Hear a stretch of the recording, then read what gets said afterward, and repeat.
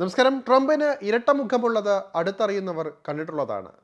പുടിനും നെതന്യാഹുവും വളരെ നേരത്തെ ഇത് തിരിച്ചറിഞ്ഞിട്ടുള്ളതുമാണ്. ഇന്ത്യയുടെ ഫ്രണ്ടെന്ന് കരുതിയ ട്രംപ് തന്നതാകട്ടെ 25% അധിക തീരുവ ഭാരമായിരുന്നു.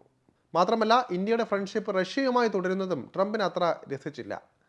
റഷ്യയിൽ നിന്ന് എണ്ണ വാങ്ങിയാൽ പിഴ തീരുവ എന്ന മുന്നറിയിപ്പാണ് മുന്നോട്ട് വച്ചത്. ഇന്ത്യയുടെ നിലപാട് ഇവിടെ കൃത്യമാണ്. മാത്രമല്ല, മേക്ക് ഇൻ ഇന്ത്യ പദ്ധതിക്ക് മുതൽക്കൂട്ടാകുന്ന കാര്യങ്ങളാണ് ട്രംപിൻ്റെ തീരുമാനങ്ങൾ കൊണ്ട് ഇന്ത്യയെ എത്തിച്ചിരിക്കുന്നത്. ഉയർന്ന താരിഫിനെ പ്രതിരോധിക്കാൻ സ്വദേശി ഉൽപ്പന്നങ്ങൾ വാങ്ങാൻ പ്രധാനമന്ത്രി നരേന്ദ്രമോദി കഴിഞ്ഞ ദിവസം ആഹ്വാനം ചെയ്തത് ഇതിൻ്റെ പശ്ചാത്തലത്തിലാണ്. ഉത്തർപ്രദേശിലെ വാരണാസിയിൽ പൊതുസമ്മേളനത്തിൽ സംസാരിക്കവെയാണ് ഇന്ത്യയുടെ നിർജീവ സമ്പദ് വ്യവസ്ഥയാണെന്ന ട്രംപിൻ്റെ വിവാദ പ്രസ്താവനയോട് മോദി പ്രതികരിച്ചത്. ഇന്ത്യ ലോകത്തെ മൂന്നാമത്തെ സാമ്പത്തിക ശക്തിയാകാനുള്ള പാതയിലാണ്. രാജ്യത്തിൻ്റെ സാമ്പത്തിക താൽപ്പര്യം പ്രധാനമാണ്. ഈ യാത്രയിൽ അഭിപ്രായ വ്യത്യാസങ്ങൾ മാറ്റിവെച്ച രാഷ്ട്രീയ പാർട്ടികളടക്കം സ്വദേശി ഉൽപ്പന്നങ്ങളുടെ വിപ്ലവത്തിനായി ഒന്നിച്ചിറങ്ങണം. സ്വന്തം ഉൽപ്പന്നങ്ങൾക്ക് മുൻഗണന നൽകേണ്ട സമയമാണിത്. ഓരോ പാർട്ടിയും നേതാക്കളും പൗരന്മാരും തദ്ദേശീയ ഉൽപ്പന്നങ്ങൾ പ്രോത്സാഹിപ്പിക്കാൻ പ്രവർത്തിക്കണമെന്ന് മോദി ആവശ്യപ്പെടുകയായിരുന്നു. എന്തായാലും മോദി സർക്കാർ ട്രംപിൻ്റെ വിരട്ടലിനെ മറികടക്കാൻ അതിവേഗത്തിൽ നടപടികൾ കൈക്കൊള്ളുമെന്ന് ഉറപ്പിക്കാം. ഡിജിറ്റൽ ഇന്ത്യ പോലുള്ള പദ്ധതികൾ വെല്ലുവിളിയായി ഏറ്റെടുത്ത് വിജയിപ്പിച്ച ഇന്ത്യക്ക് ഈ വെല്ലുവിളിയും മറികടക്കാനാകുമെന്നാണ് പ്രതീക്ഷിക്കുന്നത്. അൾട്ടിമേറ്റ് പുച്ഛം വിട്ട ഇന്ത്യക്കെതിരെ തിരിഞ്ഞിരിക്കുന്ന ട്രംപിന് തൻ്റെ വാക്കുകൾ ഒരു നാൾ പിൻവലിക്കേണ്ടി വന്നേക്കും. കാരണം ഇന്ത്യയിലെ വിശാലമായ ഉപഭോക്തൃ വിപണിയും ചൈനയുമായുള്ള പ്രശ്നങ്ങളും കാരണം US കമ്പനികൾ രാജ്യത്തെ കൈവിടില്ല എന്ന് ഉറപ്പിക്കാം. സുഹൃത്തുക്കളെ പിണക്കുന്ന രീതി ഇതാദ്യമായല്ല ട്രംപ് കാണിക്കുന്നത്. ഇലോൺ മസ്കിന് വരെ ട്രംപിനെ വിട്ട് ഓടേണ്ടി വന്നു.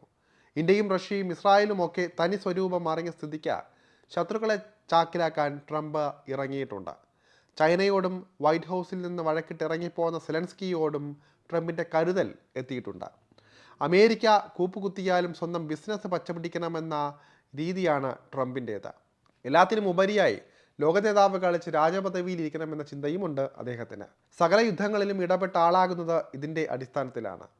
പാകിസ്ഥാൻ ഇത് കണ്ടറിഞ്ഞ് കളിച്ച് നോബൽ സമ്മാനത്തിന് ട്രംപ് അർഹനാണെന്ന് പറഞ്ഞു കഴിഞ്ഞു.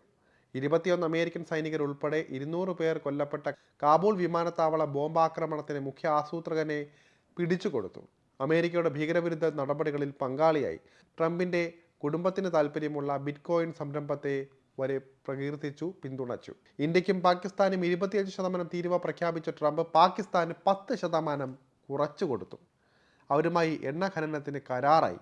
രാജ്യത്തിന് ആവശ്യമായ 1/3 എണ്ണയും റഷ്യയിൽ നിന്ന് ഇറക്കുമതി ചെയ്യുന്ന ഇന്ത്യയിൽ നിന്ന് പിഴ തീരുവ ഈടാക്കുമെന്ന് മുന്നറിയിപ്പും നൽകി.